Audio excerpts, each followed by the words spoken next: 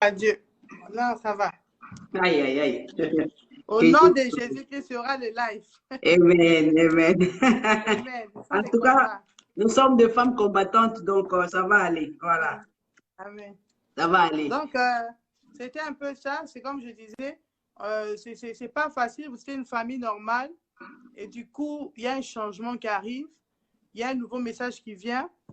Alors, on avait trouvé ça un peu bizarre. Parce que vous savez, quand on parle des réalités spirituelles, quand tu n'as pas encore vécu ces réalités dans ta vie, tu vois que quand les gens parlent, c'est comme une histoire, c'est comme une utopie. Oui, oui. Voilà. Alors, c'est comme ça. Donc, on venait à l'église. Au début, ce n'était pas facile pour nous parce qu'il fallait venir à l'église, il fallait partir. Mais personnellement, quand je parle, comme on parle de moi, je partais, je n'avais pas encore d'expérience avec Jésus. Je partais parce qu'il fallait partir, mais c'était vraiment pas facile. Et deuxièmement, de ce changement-là, qu'est-ce qui a emmené, qu'est-ce qu'on a vécu dans ce changement? C'était le fait que il fallait maintenant vivre à la maison avec plusieurs personnes, avec des frères et des sœurs de l'église. Ils devaient venir pour vivre à la maison, pour l'intercession, pour la chambre haute. Alors, ces changements-là, ça va un peu emmener un petit bouleversement en tant qu'enfant, parce qu'on ne comprenait pas en fait ce message, on ne comprenait pas en fait pourquoi tout d'un coup il y a ce changement dans la famille. Oui. Voilà, donc c'était un peu ça pour la première partie en tant qu'enfant de Maman Olangi quand le ministère a commencé. Voilà. Et comment alors comment je vais dire ma question, en fait, comme vous avez dit, hein, il faut que chacun de nous ait une expérience personnelle avec le Seigneur, hein, et tout. Je ne sais pas s'il y a, vous voyez les commentaires, il y a des gens qui sont en ligne parce que, sorry, je ne vois personne sur le ligne, sur la publication, les commentaires et tout, ça refuse même que je partage. Alors, selon vous, pensez-vous que vous êtes venu en Christ à cause de vos parents ou vous avez vous-même personnellement rencontré le Seigneur et vous avez eu une de l'appel? Et c'est à cause de cela que ça vous a amené au Christ. Moi, j'ai un appel. J'ai un appel, mais je ne l'avais pas identifié. C'est-à-dire, j'avais mes idées. Je voulais être mannequin parce que j'ai 1,82 m. Je voulais être star de Hollywood. Je voulais aller aux États-Unis, continuer mes études et puis être dans l'industrie des films, tout et tout. C'était ça la vision que j'avais. Mais tu peux avoir une vision, mais ce n'est pas ça la vision de Dieu. Donc, Dieu m'avait déjà choisi pour le servir, mais je n'avais pas identifié ça. Parce qu'en fait, on trouvait que maman était un peu trop dure avec nous. Et voilà. Je me disais que, oui, comme on vous forçait à aller à la prière, alors je me disais que je finisse vite mes études. Comme ça, quand j'irai continuer mes études aux États-Unis, je serai libre de pouvoir continuer ma vie et avoir ma vision. C'est un peu comme Jonas. Mais tu vas fuir, tu ne peux pas fuir ton appel. Tu ne peux pas fuir la sémence que Dieu a mis en toi. Non, tu non, ne peux pas fuir ta destinée. Et comment est-ce que j'ai identifié mon appel? Comment est-ce que j'ai compris que le message du combat spirituel concernait tout le monde? Parce que le message du combat spirituel, moi, dans ma tête, je me disais que ça concerne les gens qui sont dans la pauvreté, les gens qui vivent dans des quartiers reculés. Pour moi, j'ai trouvé que la sorcellerie, ça concernait que ces gens-là. Mais en avançant, en grandissant, en écoutant même des témoignages à l'église, j'ai compris que le message du combat spirituel n'était pas seulement pour une catégorie de personnes. Les réalités spirituelles concernent tout le monde. Les réalités spirituelles concernent les enfants des présidents de la République, ça concerne les enfants des ministres, ça concerne tout le monde. Parce que avant de devenir quelqu'un dans la vie, tu viens de quelque part, tu viens d'une famille, il y a des origines. Et même Satan, Lucifer lui-même, il n'a pas peur des grades, il n'a pas peur de nos grades, il n'a pas peur de nos papiers, il n'a pas peur de nos diplômes. Quand le diable décide de t'humilier, quand il décide de t'attaquer, il ne tient même pas compte que tu sois président de la République ou ministre. Ça, ce sont des positions qu'on nous donne dans le monde. Mais en réalité, dans l'homme, ce n'est pas ce que nous vivons. Ce que nous vivons, en réalité, c'est l'esprit. Et c'est l'esprit qui domine le physique. C'est l'esprit qui domine ce que nous vivons. Ce que tu vis aujourd'hui, ce que je vis aujourd'hui, c'est la conséquence de ce qui s'est passé dans le spirituel. Et Amen. si tu ne maîtrises pas ton spirituel, c'est ton physique qui en dépend. C'est ton physique qui sera affecté. Exactement. Alors, ce qui fait qu'à un moment, j'ai bien compris que si je ne suis pas, si je ne prie pas, si je ne cherche pas Dieu moi-même, il y aura un jour, je me retrouverai face à la réalité de la vie où je serai rattrapé par rapport à mes réalités spirituelles de ma famille. D'accord. Parce que vous comprenez, je vous ai expliqué, vous comprenez qu'il y a eu un problème spirituel qui a poussé Maman Olangue à chercher Dieu. Parce qu'il y a des gens qui vont se dire non, pour chercher Dieu, c'est les mariages, c'est la stérilité, c'est la pauvreté. Oui, on cherche Dieu parce que nous avons des problèmes. Mais tous ces problèmes-là, c'est la manifestation de ce qui s'est passé dans le spirituel. Ton lien de pauvreté, ton lien de célibat, ça vient des origines spirituelles. Okay. Et si tu ne traites pas ton problème spirituel, ça va te rattraper qui que tu sois. Tu peux être enfant de ministre, tu peux être enfant de même de papa et maman Olangue. Si tu ne traites pas ton problème spirituellement, ça va te rattraper. Que tu sois pasteur, que tu sois archibishop, que tu puisses avoir les titres, comme au Congo on aime les titres, homme de Dieu, je ne sais pas qui. Si tu ne traites pas tes problèmes spirituels, ça va te rattraper, même en étant serviteur de Dieu. Alors, c'est en avançant que j'ai compris que non, ma vie ne dépend pas du fait que j'ai le nom Olangue. Ma vie ne dépend pas du fait que je suis la fille de papa et maman Olangue. C'est une grâce pour moi de naître dans cette famille, oui, bien sûr. Mes parents ont connu Dieu, ils ont eu un grand message, mais moi-même, en tant qu'enfant des serviteurs de Dieu, je dois chercher à avoir une expérience avec Dieu. Je dois chercher mon Dieu moi-même. Je dois prier. C'est comme Jacob. Jacob était le petit-fils d'Abraham. Mais la Bible nous dit qu'il a rencontré Dieu dans son chemin. Et il a même baptisé son nom, il a dit son nom, ça va s'appeler Péniel parce que c'est là où il a eu son expérience spirituelle avec Dieu. Il a rencontré un ange, il s'est battu avec l'ange toute la nuit. Et le matin, il a dit, j'ai vu Dieu face à face et mon âme a été sauvée. Donc, il était le petit-fils d'Abraham. Abraham est un patriarche. Abraham était un grand serviteur de Dieu. Abraham avait des promesses de Dieu. Isaac, Jacob, lui, s'est dit que non, notre grand-père a les promesses de Dieu. Abraham est notre grand-père, il est le patriarche. Abraham est notre grand-père, c'est lui le père de la foi. Je ne peux pas chercher Dieu. Non. Cela n'a pas empêché Jacob à pouvoir avoir une expérience avec Dieu en tant qu'individu. Donc, c'est pour dire que quand j'ai compris que nous avons des réalités spirituelles dans notre famille, nous avons ce lien-là que maman a combattu. Maman a combattu un lien. Dans notre famille, les filles ne se marient pas. Dans notre famille, les filles sont condamnées à ne pas se marier, mais les filles sont condamnées à sortir avec plusieurs hommes pour emmener l'argent de la famille. Ça, c'est les liens de notre famille. OK. Et sortir pas avec n'importe qui, sortir avec des ministres, sortir avec des PDG pour emmener l'argent de la famille. Dans notre famille, on n'a pas droit au mariage.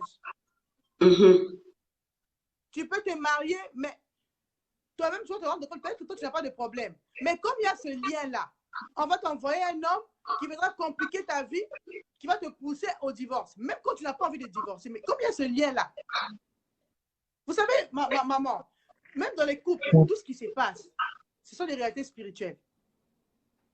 Même les bagarres, les incompréhensions qu'on vit dans les couples là, ce sont des réalités spirituelles. Soit l'un des couples a un problème où il ne peut pas se marier. Et tu vas voir, si par exemple lui n'est pas fautif, vous allez voir, avant d'envoyer un conjoint qui va compliquer sa vie pour l'emmener à divorcer, même s'il n'a pas envie de divorcer. Pourquoi? Parce qu'il y a ce lien dans leur famille. D'accord. Alors, dans notre famille, il y a ce lien-là. Dans notre famille, il y a ce lien-là de divorce. Dans notre famille, il y a ce lien-là où la femme joue le rôle de l'homme. Je parle de ça, c'est un enseignement. Ça va aider plusieurs personnes qui me regardent à pouvoir aussi chercher leur délivrance. Oui. Chez nous, la femme, comme on dit, moi c'est dans mon bail. La femme joue le rôle de l'homme. C'est-à-dire, il y a ce courage-là. Ce n'est pas mauvais d'être une femme entrepreneur. Ça, ce n'est pas mauvais. Parce que moi, je suis dans l'entrepreneuriat. Mais il y a une condamnation chez nous où la femme, c'est la femme qui prospère en fait. La femme, c'est la femme qui monte. C'est la femme qui est, on dirait, l'homme de la famille. Est-ce que les femmes sont très fortes? Elles sont des femmes fortes, des femmes très entrepreneurs, des femmes qui travaillent. Et le désir au lieu que le désir de la femme se porte vers l'homme, c'est maintenant l'homme qui dépend de la femme. Voilà, c'est le contraire en fait. Qu'on retrouve chez nous. Alors, ces réalités-là, imagine toutes ces réalités-là. Même en étant enfant de ma papa et maman Olangui, même en ayant cette grâce-là, de pouvoir être dans cette famille-là, si moi-même, je ne cherche pas Dieu pour avoir une expérience personnelle avec lui, pour couper ces liens-là, malgré la grâce de Dieu, je vais me retrouver dans ces mêmes liens-là, qui a condamné mes tantes, qui a condamné mes oncles. Ok, mais alors précisément, à quel moment vous avez su? C'est après la mort de papa et maman que vous avez réalisé votre appel ou alors avant cela? Déjà, vous avez... Non, déjà avant. Là, je te parle, c'est dans les années 2007. Ok. C'est dans les années, parce que j'ai été consacré servant de Dieu au ministère du combat spirituel en 2007. Ça aussi, je voudrais bien préciser. Parce qu'il y a beaucoup de gens qui vont dire que non, beaucoup des pasteurs, quand ils meurent, c'est leurs enfants qui les remplacent, mais est-ce que les enfants sont appelés? Je vais préciser au peuple de Dieu que j'ai été consacré servant de Dieu en 2007. C'est-à-dire, c'est comme je disais, à un moment de la vie, en grandissant, quand j'ai eu mes 17 ans, 18 ans, que j'ai commencé à réaliser que ces liens-là existent réellement dans ma famille. Parce que j'ai vu ces liens-là attaquer dans ma famille restreinte, j'ai vu ces liens-là attaquer même mes tantes et mes oncles qui sont dans le ministère. Alors, je me suis dit, si ces liens-là peuvent même attaquer mes tantes, mes oncles, ma famille restreinte qui prient, moi, si je continue avec la distraction, je vais me retrouver un jour à répéter cette même histoire-là. Donc, je dois maintenant chercher Dieu. Et c'est comme ça que j'ai commencé à chercher Dieu. J'ai cherché Dieu, moi, pas en tant que pas parce que maman l'a dit, non. Chercher Dieu, je suis maintenant j'ai commencé à entrer en profondeur, à venir maintenant aux affermissements moi-même, pas parce qu'on m'a forcé. Ok. Là, maintenant, il y a la conscience qui agit. Il y a la conscience. Ouais. Oui, il y a la conscience. Et en même temps, quand vous allez dans les grandes conférences, il y a des hommes de Dieu qui priaient aussi pour nous, qui prophétisaient pour dire que non, je vois quelque chose de Dieu en vous et tout. Il voit quelque chose de Dieu en moi, il fallait qu'on m'encadre. Il y a l'appel de Dieu en moi, il fallait qu'on m'encadre. Alors, quand j'ai constaté que j'avais cet appel en moi, alors je me suis dit, non, le message que les parents prêchent, c'est un message vrai. Je dois maintenant moi-même aussi chercher Dieu. Ok. Parce que je voyais ces liens-là menacer ma famille restreinte. D'accord. Alors, c'est comme ça que j'ai commencé à chercher Dieu dans mes 17, 18 ans. J'ai commencé à chercher Dieu. Et en 2007, j'avais 23 ans. J'étais consacré, servant de Dieu. Donc, parce que chez nous, dans notre ministère, tu connais, il y a les affermissements, il y a les maintenances, il y a un programme qu'on suit, 14 jours, 21 jours de jeûne pour être consacré. Alors, j'ai suivi tous ces programmes-là comme tout le monde. Je venais au ministère, quand il fallait aux affermissements, c'était comme tout le monde. Il n'y avait pas parce que je suis la fille d'Olangui qu'il y avait une place spéciale à l'affermissement. Non. Si je viens en retard, je me mets derrière comme tout le monde. J'ai suivi mes affermissements. J'ai passé dans tous les programmes que nous avons dans notre ministère. Et en 2007, j'ai été consacrée messagère au ministère du combat spirituel de la promotion Lydie. OK. Alors, c'est comme ça, c'est maintenant après ça que j'ai commencé maintenant à servir Dieu en tant que missionnaire. Ça, c'est la première partie de mon témoignage. C'est-à-dire, c'est pour faire comprendre au peuple de Dieu que pour comprendre ces choses-là, même en tant qu'enfant de serviteur de Dieu, tu ne dois pas venir à l'église parce que tes parents te forcent. Tu ne dois pas venir à l'église parce que c'est une obligation. Parce que si tu viens à l'église parce que tes parents te forcent, il arrivera un jour où tu seras devant la réalité de ta vie et les liens de vos familles, comment parce que tu es pasteur ou ton père est pasteur, que ces réalités ne peuvent pas te rattraper. Non, non. Ce n'est pas le titre pastoral qui fait peur au diable. Non. Okay. Tu dois chercher Dieu en tant qu'enfant de pasteur. Comprendre est-ce que j'ai un appel. Que tu aies un appel ou pas, tu dois chercher Dieu.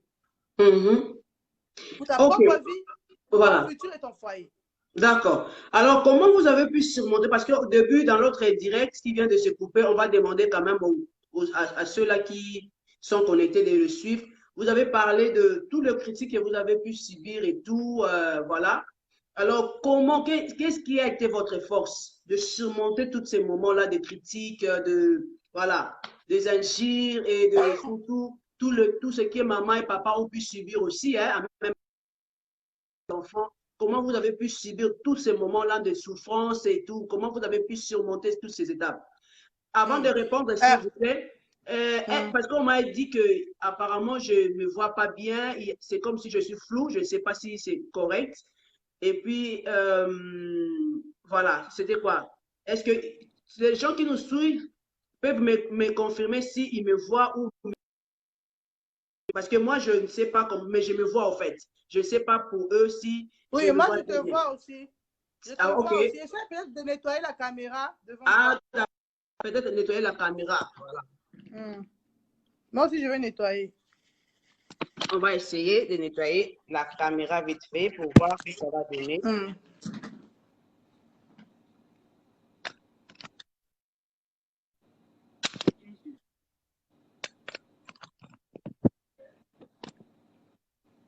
Voilà, on me voit, ok. C'est bon, Voilà. hein? D'accord, ok, ça va, ça va. Maintenant, voilà, vous pouvez répondre à ma question si... Oui.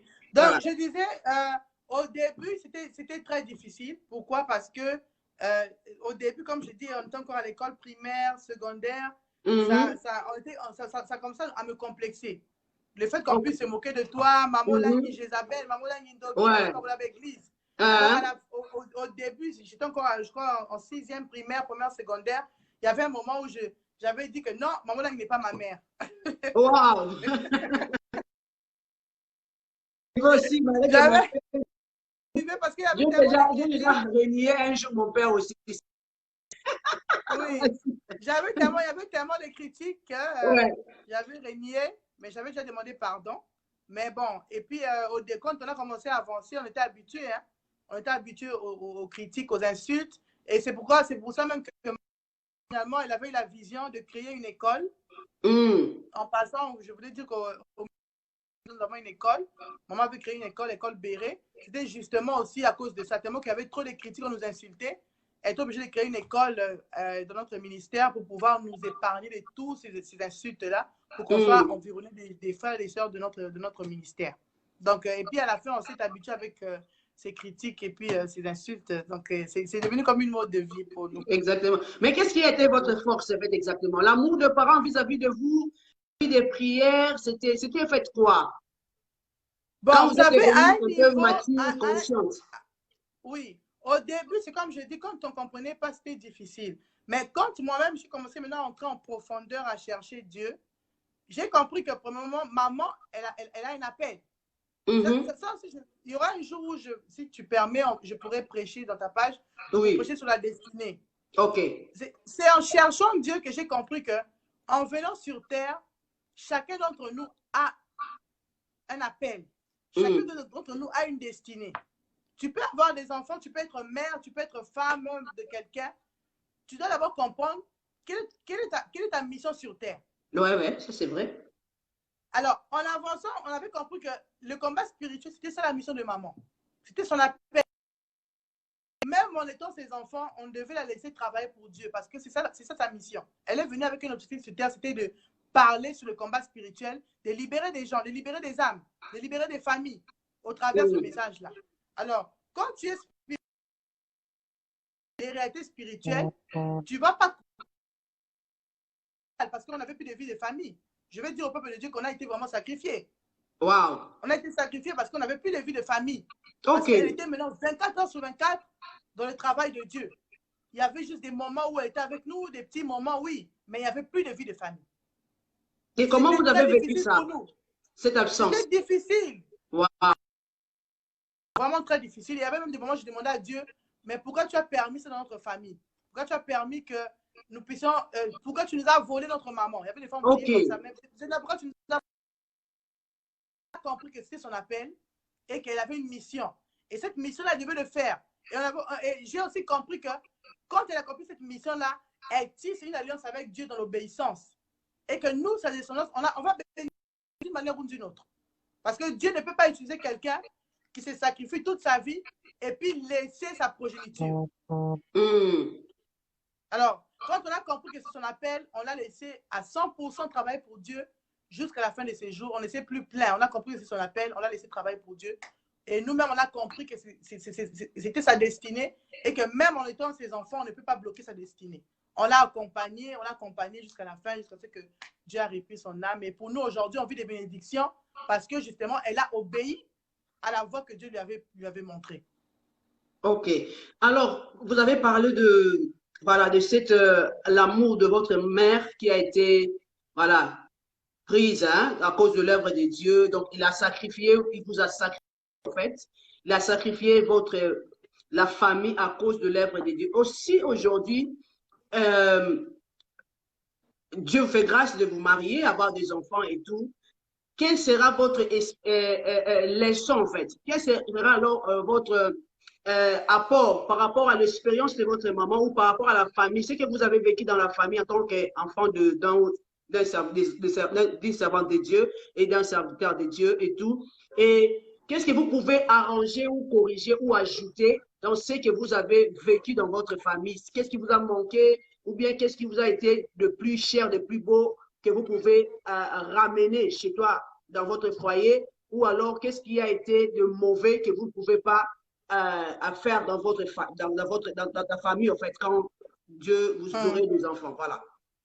Oui, bon, ce que je ne peux pas, c'est vrai que je travaille beaucoup pour Dieu. Vraiment, je travaille beaucoup pour Dieu. Vous-même, vous êtes témoin que Oui. vous voyez, c'est difficile. Oui, je sais. Mais je fais en sorte de pouvoir donner du temps à mes enfants. Ok. J'ai des enfants. Oui, j'ai des enfants. Ça, c'est un autre témoignage. On entrera de ça en profondeur prochainement. Prochainement, oui. J'ai eu beaucoup de combats par rapport même à mon foyer, tout et tout. Nous, au combat spirituel, on ne cache rien.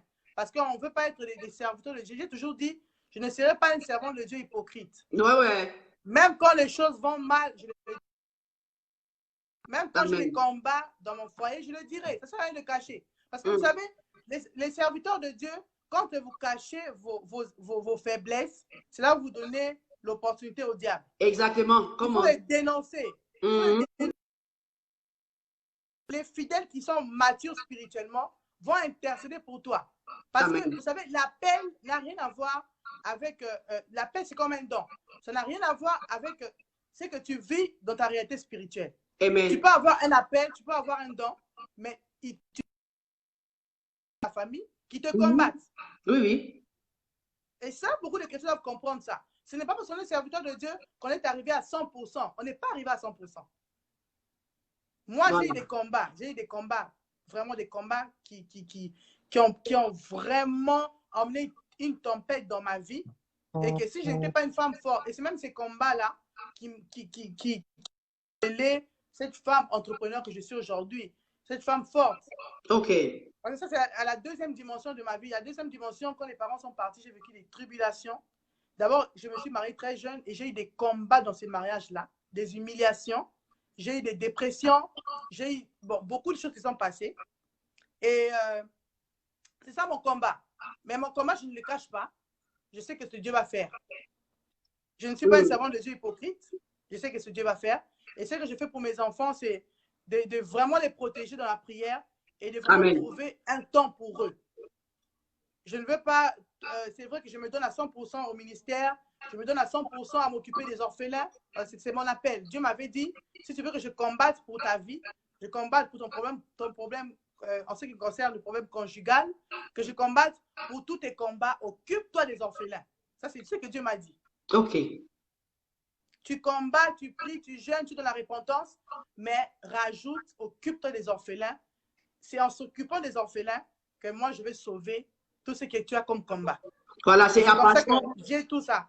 Oui, je m'occupe je suis dans le ministère, je suis aussi dans l'humanitaire, comme je l'ai dit, je m'occupe à 100% des orphelins. Oui, ça, je me donne vraiment. Je me donne pas parce que je n'attends rien des hommes, mais c'est une recommandation par rapport au combat que je vis dans ma maison. Voilà. Ok. Alors je fais en sorte que mes enfants ne soient pas aussi trop blessés, ce qui fait que j'essaie de répartir mon temps. J'ai le temps pour mes enfants. Quand il faut s'occuper d'eux, je m'occupe d'eux très bien. Je fais leurs devoirs. Je les accompagne à l'école. Quand il faut aller à l'église, je suis dans mon programme de spirituel. Quand il faut aller m'occuper des orphelins, parce que Dieu m'a donné beaucoup d'enfants orphelins, je suis leur maman. Alors, je m'occupe aussi d'eux. Alors, je sais comment gérer tout ça. Et c'est que ce soit. D'accord. À passant, je voulais quand même lancer l'appel qu'elle est fondatrice d'un ONG, Nehemia. Donc là, il s'occupe vraiment des orphelins et tout. vous pouvez aller voir sur sa page Kessia Olangi officielle. Il y a toutes les coordonnées là-bas et le travail qu'il est en train de faire par rapport aux enfants et tout. Et puis, il y a aussi autre chose que vous pouvez aller trouver sur sa page Kessia Olangi officielle. Alors, s'il y a des choses que vous, ceux qui ont zongi tant vous avez na papa, na maman, quelles sont les choses que Luka Koloba, que ça soit comme ça, il fallait où Ezala boy, Ezala boy, Ezala boy, Ezala boy, Ezala boy. Vous savez, on a tourné quoi comme belé, papa na maman. Il y a une des choses que j'ai appris de maman, c'était genre à Moussa Nanzambe, iba même pour ma bonza. Mais au Congo na maman a kokangela été, a yona Nzambe. Ok. Ou bien qui est ta prière, mais elle va pas la rejeter. On a muta fini maman, a fini toi c'est maman mabe. On a sauvé au pardon, maman ko limbi simba la moko. Maintenant un jour on a tout maman, comment tu fais? Les gens te font du mal, les gens te trahissent. On a muta zo yiba. Mais osaka kana mutu sora yo ko limbi ça y est, mutu sora osaka na batu. Mais comment tu fais? Elle me dit muta rozangi sanga lola zate. Ok. Amen. Ça, c'est ma réponse. Ok. C'était sa réponse. Mutarozangi sanga lola azate. Moi, je fais le travail de Dieu. Le travail de Dieu, c'est quoi? Nakoina mutute. Attends, moi, je vais pardonner. Mon travail, c'est de pardonner. Alors, ce qui fait qu'elle avait ce grand cœur de tout le temps pardonner. Même quand elle avait des erreurs, elle pardonnait, elle pardonnait, elle pardonnait. Alors, si c'est dire de corriger des choses qui se sont passées, c'est comme on dit, personne n'est parfait. Il y a des petites erreurs. Oui. C'est pas que tout le monde est à la oh, non. Il y a des petites erreurs que moi-même, je ne peux pas aussi le dire en public, que même voilà. J'ai à cœur. Et je sais que de ce côté ici, je ne peux pas faire ceci parce que j'ai vu ceci du côté maman ou du côté papa qui a emmené à ceci. Donc, ce sont des autres erreurs que j'ai remarquées, que moi-même, je sais que je peux faire cela. Mais en général, c'est une femme qui avait un grand cœur. C'est une femme qui recevait tout le monde. C'est une femme qui pardonnait. Et en tout cas, c'est comme je dis, je garde le côté positif de maman. C'était vraiment une femme qui avait un grand cœur. Et c'est ça qui était sa spécialité. C'est vrai qu'elle avait le message du combat spirituel, mais elle ne s'est pas seulement arrêtée à prêcher les gens, mais elle a ouvert son cœur à tout le monde. Et ça, c'est du côté positif que je garde d'elle. Côté positif, vous gardez de maman et de papa alors? Papa aussi, c'était quelqu'un qui ne parlait pas beaucoup. Très intelligent. C'est comme je dis, il est ingénieur. Il était ingénieur physicien, ingénieur civil. Très intelligent. Et moi, le côté positif de papa, c'est le côté organisation des choses. Papa était quelqu'un de très organisé. C'est même lui qui a organisé même tout ce qui est du combat spirituel. Parce que c'est maman qui a eu la vision. Mais papa l'a accompagné dans la mission. Et c'est papa qui a joué beaucoup de rôle même dans l'organisation de la structure, de tout ce qui se passe, même la structure des enseignements, c'est vraiment papa. Donc, du côté positif, côté papa, c'est l'organisation et la manière de structurer les choses. Ah, gloire à Dieu, gloire à Dieu. Alors, une question, parce que le sujet, c'est l'influence quand même, hein, et la réalité. Alors, dites-nous un peu, quelles sont alors les réalités spirituelles que vous avez, vous, personnellement vécues? Quel était l'impact de cette réalité spirituelle par rapport à votre vie et les conséquences, bien sûr? C'est comme je dis tout à l'heure, vous savez, quand je parle de réalité spirituelle, j'aime bien parler de Jésus-Christ. Donc, vous allez, je ne vais pas lire ça, mais je vais juste raconter un peu l'histoire et puis je vais revenir à mon témoignage. Marc, le chapitre 11, à partir du premier verset jusqu'au 11e verset. Donc, Marc 11, premier verset jusqu'au 11e verset. La Bible nous parle de l'entrée triomphale de Jésus à Jérusalem. La Bible nous parle de l'anneau qui était attaché. La Bible nous dit qu'il y avait un anneau qui était attaché et Jésus-Christ voulait faire son entrée triomphale. Ça veut dire que cet anneau avait des atouts. Cet anneau était né pour faire entrer Jésus dans la gloire à Jérusalem. Cet anneau avait comme on dit, les talents. Il avait tout ce qu'il avait. Mais c'était caché en lui. Pourquoi? Parce qu'il était lié, il était attaché. Pourquoi il était attaché? On ne sait pas. Pourquoi il était lié, on ne sait pas. Mais ce qui est sûr, il avait la gloire de Dieu en lui. Ce qui est sûr, il avait la chose de Dieu en lui. Donc, c'est pour dire quoi? Quand on est dans nos familles, quand Dieu nous envoie sur terre, il nous envoie avec nos étoiles. Nous venons avec des étoiles, nous venons avec des objectifs, nous venons avec des missions, nous venons avec beaucoup de talents. Mais pourquoi, quand on n'arrive pas à manifester ce que Dieu a mis en nous? C'est parce qu'on est lié quelque part. Et c'est de ça que je viens de parler au début quand j'ai parlé de réalité spirituelle. Quand je parle de réalité spirituelle, c'est justement ça. Nous naissons dans des familles où il y a beaucoup de choses qui se sont passées. Comme j'ai expliqué par rapport à ma famille, où nous avons des liens de divorce, des liens de la limitation, où les femmes chez nous sont considérées comme des hommes. C'est la femme qui travaille et l'homme dépend de toi. Ce sont des liens, ce sont des condamnations. Alors, si tu n'arrives pas à identifier cela, si tu n'arrives pas à comprendre cette réalité spirituelle dans ta vie, toi, quand tu as des parents pasteurs, tu vas naître. Alors, pour toi, tu vas croire que non, mes parents sont pasteurs, mes parents prient pour moi, ma vie sera bonne. Non, c'est faux. Il faut que toi-même, en tant qu'enfant de pasteur, puisses chercher ta propre délivrance, chercher à identifier quels sont les liens qui condamnent dans ma famille pour que je ne puisse pas répéter ces liens-là. Amen. C'est parce que nous naissons, mais nous sommes liés. Exactement. Nous naissons, mais nous sommes liés dans nos familles. C'est un système. C'est le sang qui coule en toi. C'est le même sang qui a coulé à tes grands-parents, à tes tantes. Alors, ce qui les dérange, ça va te déranger si tu n'as pas Dieu. Yeah. Et nous, quand il y a des problèmes qui se passent dans ta vie, tu t'aimes pas condamner les gens. Tu condamnes tes amis, tu condamnes tes copines. Non, ce n'est pas eux. Le problème, c'est toi. D'où tu viens. D'où tu viens, c'est comme on dit, on n'a pas le libre arbitre. D'où tu viens, c'est ça qui te guide ta vie. Ça va te guider nos origines. Voilà, tes origines. Ça va te guider vers des mauvais amis. Ça va te guider vers un mauvais mari. Ça va te guider vers un mauvais travail. Ça veut dire, là où tu dois être béni, les origines vont te changer de chemin. Alors, moi, personnellement, dans ma vie, qu'est-ce qui s'est passé? C'est comme je dis, j'ai des combats dans mon foyer. Oui, ce sont des réclamations. Marie, je suis la fille de Maman Lang. Marie, je suis la fille de Maman Lang. Tu es jeune, c'est comme on dit, je voyais que les parents sont là. Alors, un homme de Dieu qui vient m'épouser, pour moi, je pensais que c'est ça.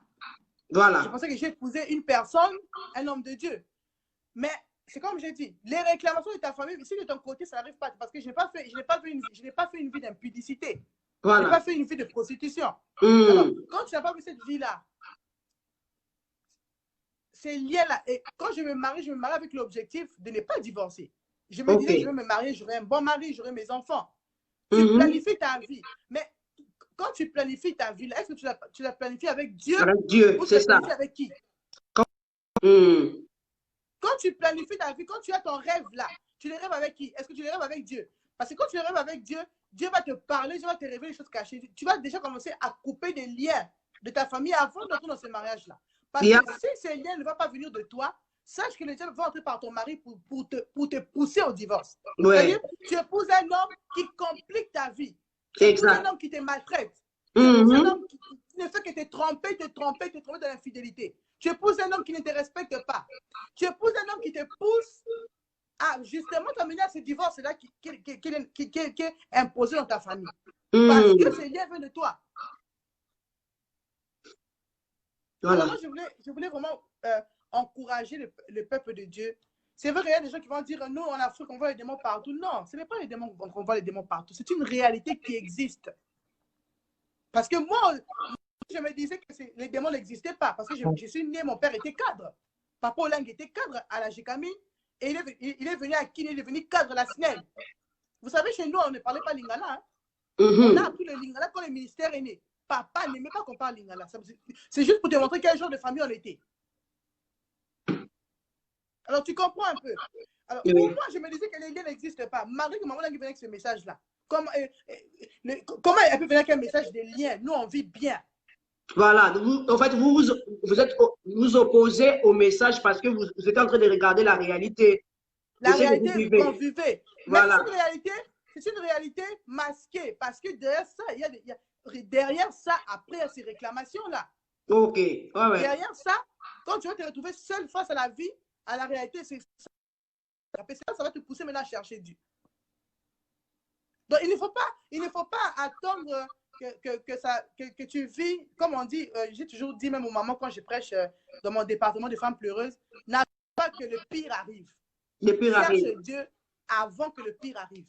Amen, amen, amen. Et pour chercher Dieu, il faut d'abord identifier qu'est-ce qui ne va pas dans ta famille. Fais savoir une étude simple, ma chère. J'ai peur au peuple de Dieu qui me suit. Pour ceux qui ne connaissent pas le combat spirituel, mets-toi, regarde ta famille. En commençant par ta mère, tes tantes, tes oncles, tes soeurs, tes cousines. Regarde quelle histoire se répète dans la vie de tout le monde. Un constat simple. Hein? Tu vas voir, il y a des familles où il y a des belles femmes, ma chère. Des belles femmes, mais elles ne se marient pas. Exact. Elles peuvent se marier aujourd'hui, mais 2 jours après, elles doivent divorcer. Mais qu'est-ce qui se passe? Voilà. Et c'est tout le monde. C'est un cercle vicieux. Mais c'est ça les liens de famille. C'est ça les condamnations. Mais comment sortir de là? C'est dans la prière. D'abord, quand je vais te révéler ces choses-là, dans la repentance, dans la prière, c'est là où je vais te libérer de ces liens-là. Voilà. Alors, c'est comme je dis, moi, j'ai vécu, au début, je ne pouvais pas croire que ces choses allaient m'arriver. Parce que je me suis mariée très jeune. Je pensais que je me suis dit que j'épousais un homme de Dieu. Je me suis dit que ma vie sera en rose. J'aimais trop mon mariage. Mais en entrant dans ce mariage-là, les réalités que j'ai vécues, je me suis posé la question, mais est-ce qu'il ne fallait pas que j'épouse un païen, par exemple? Wow. Wow.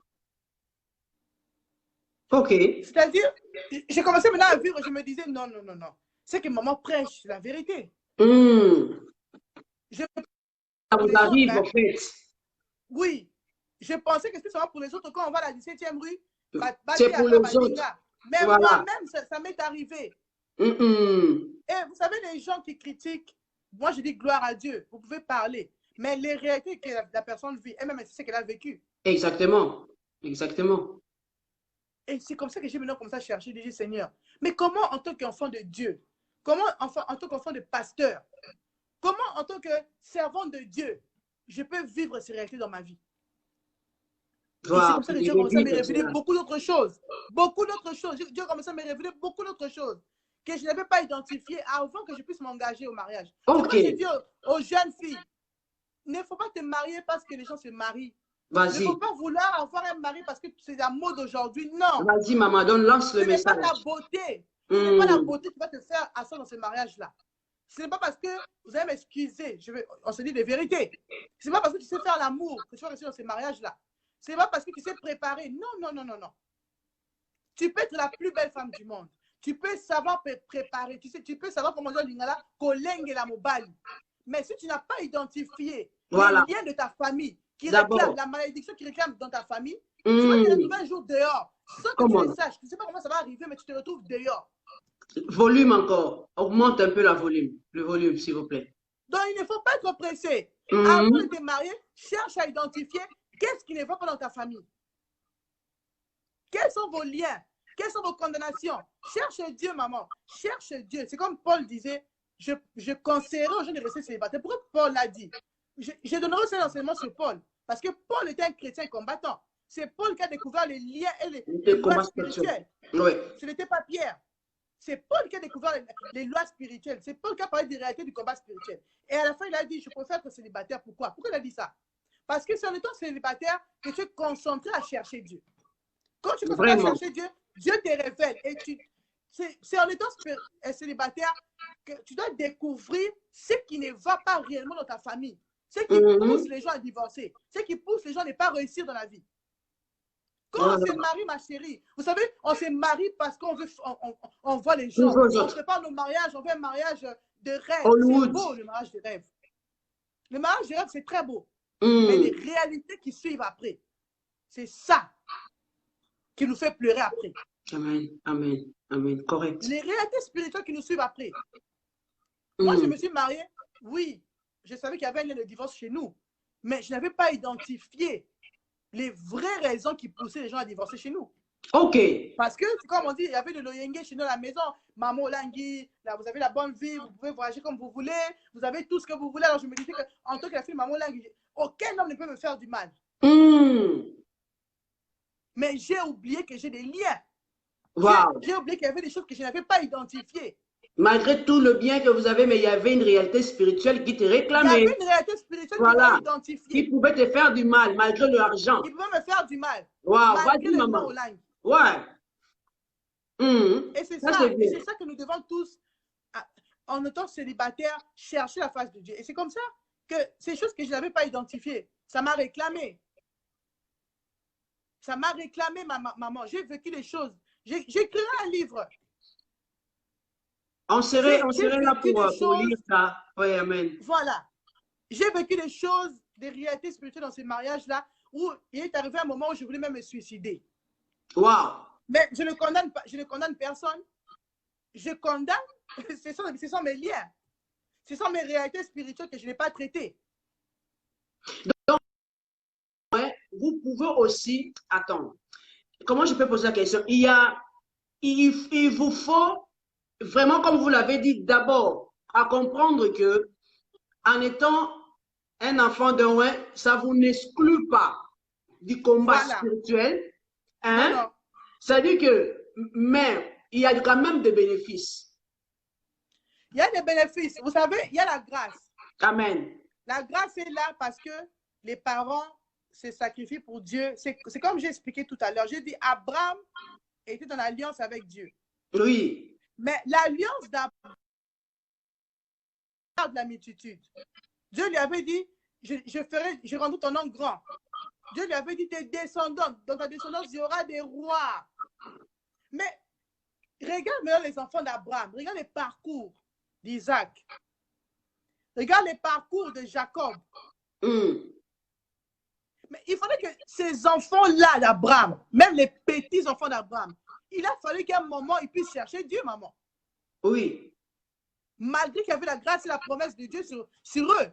Voilà. Ils devaient avoir une relation personnelle eux-mêmes. Ils devaient avoir une relation, une expérience avec Dieu.